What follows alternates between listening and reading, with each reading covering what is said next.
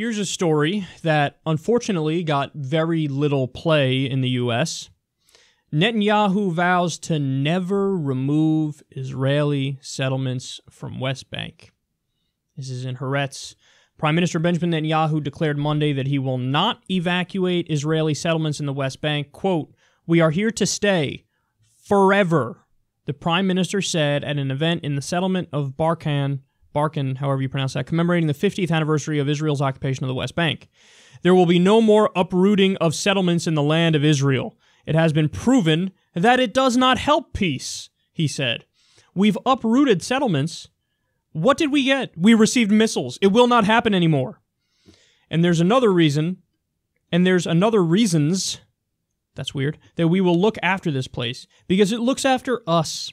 In light of everything that is occurring around us, we can just imagine the result, he said, citing threats to Israel's international airport and a main highway that runs along the border with the West Bank. "So we will not fold. We are guarding Samaria against those who wanna uproot us. We will deepen our roots, build, strengthen, and settle." Build, strengthen, and settle, he said, using the Jewish name for part of the West Bank. Okay, so there it is. He just admitted it. Now, if you're the U.S., you know how the U.S. always pretends to be a neutral arbiter in this fight? Which is fucking hilarious. It's like, oh, no, we're just the ref, bro. We're just neutral. And hey, man, we agree with the Palestinians and the Israelis. And we're just trying peace. We just care about peace. That's all we're doing.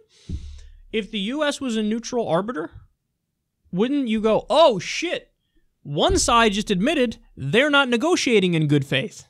They're not interested in a peace deal. That's what he just admitted. Yes, we will. We're here to stay forever. He said, we are going to settle. We're not leaving. We're going to stay. We're going to settle. If anything, he's saying we're going to do more. We're going to take more Palestinian land. So if you're the president of the United States of America and the prime minister of Israel just admitted that, what are you waiting for? Sound the fucking siren. Get to work here. This is where you go, oh, okay. So now apparently playing kind doesn't work. Apparently, acting like, oh, let's just have them both sit at the table doesn't work. Now it's time for pressure. He just said, no, I'm not interested in that. We're not fucking leave. We're not leaving. We're going to keep the settlements here. We're going to build more settlements. We're staying forever. Oh, okay. So now you're not going to respond to negotiation and diplomacy.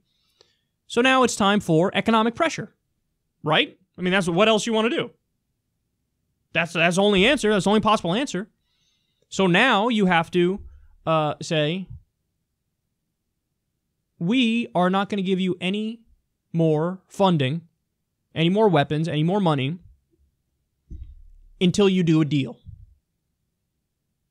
So what did we give? Some preposterous number, over $100 billion over 10 years or something like that in weapons, which is crazy. We're giving billions of dollars worth of weapons to a country that's openly occupying other people's lands in violation of international law. I mean, that's ridiculous. It's an apartheid situation.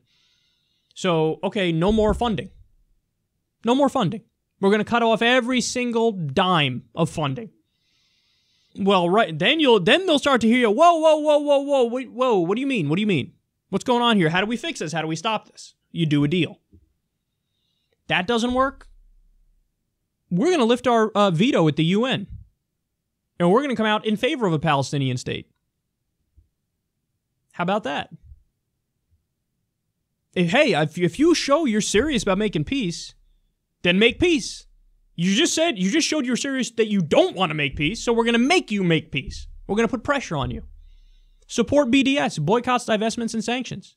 Did you know BDS is working, guys? I don't know if you're aware of this, but in the occupied territories, the number of businesses there has been reduced drastically because people have said, I'm not going to fucking get products made from the occupied territories. No, that's not.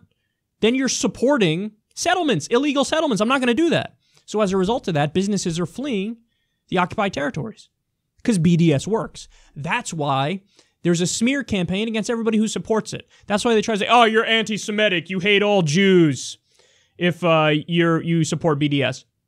So by being against illegal settlements and an illegal occupation, that means I hate all Jews? That's the dumbest thing I've ever heard. Right, because all they have left is to smear you if you support BDS. So, imagine if the U.S. came out and supported BDS. Yeah, it worked for apartheid South Africa, so we're going to do it here. We're going to do boycotts, we're going to do divestments, and we're going to do sanctions. And this way, so your funding and your weapons got cut off. We just came out at the UN in favor of a Palestinian state, and we're supporting boycotts, divestments, and sanctions against you. Then what happens? You put enough pressure on the Israeli government and elites within Israel, where they go to the government and they say, whoa, we're getting destroyed here economically, so you got to make a fucking deal. And then that's the only way that you're going to get a real deal that makes sense. And of course, as most international experts agree, it would be somewhere along the 1967 borders, and you'd have to split up the water rights and whatnot. And you can iron out all the details if you actually sit down at the table and make a deal with two sides that are willing to make a deal. But right now, Netanyahu says, I'm not willing to make a deal. I'm not interested in that. We're going to stay here forever, and we're going to settle more. Well, okay, so we just admitted that. U.S., why are you not acting? Why are you not cracking down? Why are you not getting involved? Because you don't care. The U.S. doesn't care. You know that the U.S. government is ride or die Team Israel. So when they say shit like that, we just act like they didn't say anything. And then, guess what? When the Palestinians react violently, then we're going to go, oh, my goodness. Who could have seen it coming? And fucking everybody saw it coming. Because when Palestinians try to go through... try to do direct negotiations with Israel, they go, no, we reject everything that you want. Everything, really? Yes, it's off the table. So then they go, okay, I guess we're going to the UN. Then they go to the UN, and they get slapped down there. The Palestinians proposed a peace deal through Jordan at the UN along the 67 borders. Even Hamas is fine with the 67 borders now. Israel goes, no, off the table. So they don't get it through the UN. Then there are people who react violently, and they go, oh my God, how dare you react violently? Why don't you sit down at the table with us and negotiate? They just did, and you said this shit. We're never going anywhere. We're staying here forever, and we're going to settle more. So what the fuck do you want them to do? There's only one answer. Boycotts, divestments, and sanctions. Put the economic pressure on them to force them to make a deal. That's the answer. If the U.S. was interested in peace, they would support it, but they're not.